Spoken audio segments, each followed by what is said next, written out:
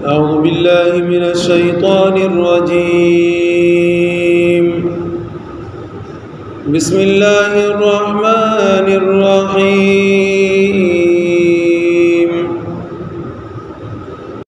إسرائيل اذكروا نعمتي التي أنعمت عليكم.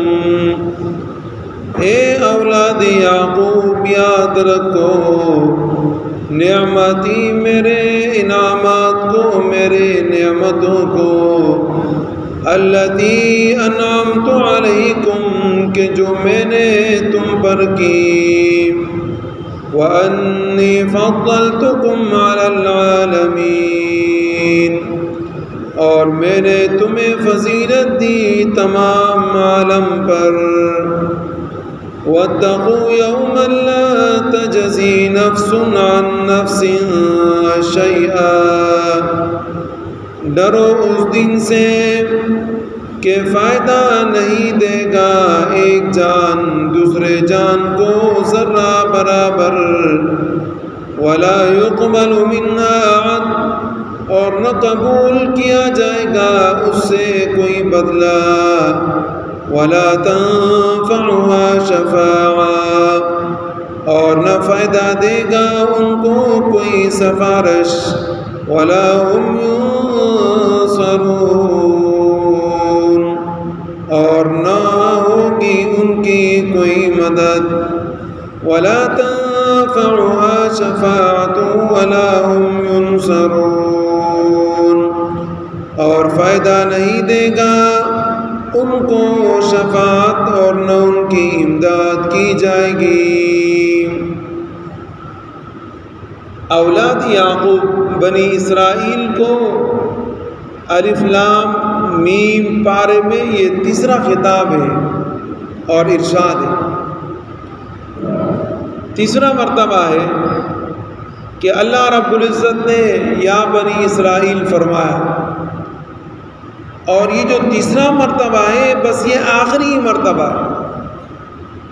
اس کے بعد قرآن کریم میں آپ کو یا بنی اسرائیل نہیں ملے گا. بات یہ ہے کہ اولاد یعقوب بنی اسرائیل ان کے اوپر اللہ پاک نے انعامات کیے تھے اور یہ حد درجے نافرمانی کیا کرتے تھے. اللہ رب العزت نے بارہا ان کو اپنے انعامات یاد کروائے کہ دیکھیں ہم نے تم پر احسان کیا ہے، تم پر انعام کیا ہے، پھر بھی تم نافرمانی کرتے ہو. اور پھر ہم نے تمہیں تمام کے تمام لوگوں کے اوپر ایک فضیلت دے رکھی ہے، اس کے باوجود تم نافرمانی کرتے ہو.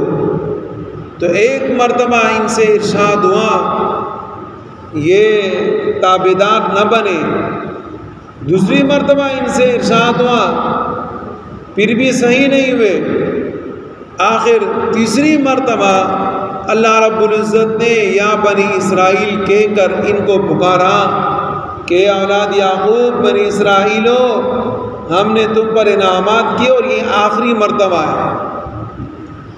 اگر یہ اس کے بعد صحیح ہو جاتے راستے پہ چلتے تو پھر ظاہر ہے کہ اللہ رب العزت ان کا نام لیتے اور ان کو مبارکباد دیتے اور ان کی اچھائیاں بیان ہوتی. لیکن یہ صحیح نہیں ہوئی.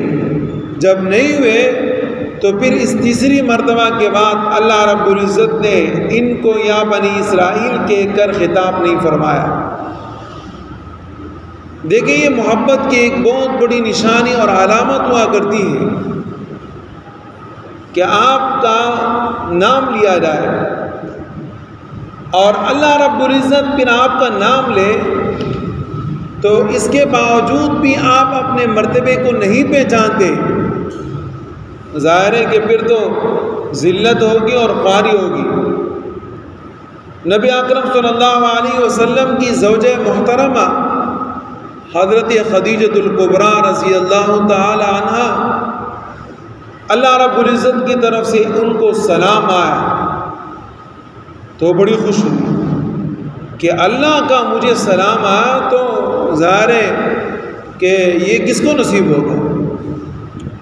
اسی طریقے سے حضرت ابوبکر صدیق رضی اللہ تعالی عنہ کے ساتھ بھی ایسا ہی ہوا، اور پھر قرآن کریم میں اللہ رب العزت نے حضرت ابوبکر صدیق رضی اللہ تعالی عنہ کا ذکر کیا ہے، ثانی اثنین اذ ہما فی الغار، کہ وہ دوسرا جو غار میں تھا وہ کون تھا؟ حضرت ابوبکر صدیق رضی اللہ تعالی عنہ۔ تو اللہ رب العزت جس کا نام لے تو اس سے بڑی اور کیا خوشخبری ہو سکتی ہے۔ اللہ رب العزت نے بنی اسرائیل کا نام لیا، خطاب فرمایا کہ یعقوب علیہ السلام کے بچوں نافرمانیاں چھوڑ دو، جو تمہارے اوپر ہم نے انعامات کیے وہ انعامات تو ذرا دیکھو، اور پھر ان انعامات میں وہ تو ایک طرف، لیکن آپ کا شان اور مرتبہ کچھ اور ہی زیادہ ہے۔ لیکن جب یہ صحیح نہیں ہوئے، اللہ رب العزت نے پٹکار ان کے اوپر برسائی، اللہ نے ان کو ذلیل اور رسوا کیا۔ وَأَنِّي فَضَّلْتُكُمْ عَلَى الْعَالَمِينَ، کہ فضیلت جو ہم نے آپ کو دی ہے، کسی آدمی کی اپنی کیا فضیلت ہو سکتی؟ فضیلت تو وہ ہے جو اللہ نے آپ کو دی۔ اب ایک آدمی اللہ کا کلام سیکھتا ہے، اللہ کا کلام اس کو یاد ہے، اس پر عمل کرتا ہے، تو آپ بتائیں کہ اللہ رب العزت کے کلام کے سیکھنے کی وجہ سے اس کو کتنا بڑا مرتبہ ملا، کتنی بڑی فضیلت ملے اس کو، اور سارے کے سارے لوگ اس کا احترام کرتے ہیں۔ کیوں؟ صرف ایک وجہ ہے کہ اس کے دل میں قرآن ہے اور قرآن کے مطابق زندگی گزار رہا ہے، اس کا مقام ہے، مرتبہ ہے۔ تو یہ فضیلت اللہ نے آپ کو دی، آپ سے اللہ پاک یہ فضیلت لے بھی سکتے ہیں۔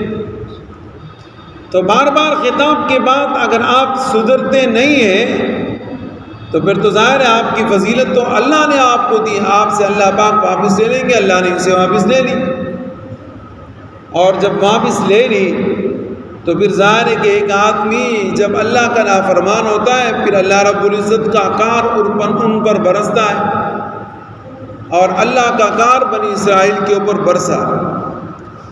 پھر یہ ارشاد ہوا کہ بنی اسرائیلیوں اس آخرت والے دن سے ڈرو کہ وہاں آپ کو کوئی آدمی ساتھ نہیں دے سکتا، آپ کے ساتھ تعاون نہیں کر سکتا، آپ کی سفارش نہیں کر سکتا، آپ کی شفاعت نہیں کر سکتا، آپ کی مدد نہیں کر سکتا۔ وہاں آپ کے اپنے اعمال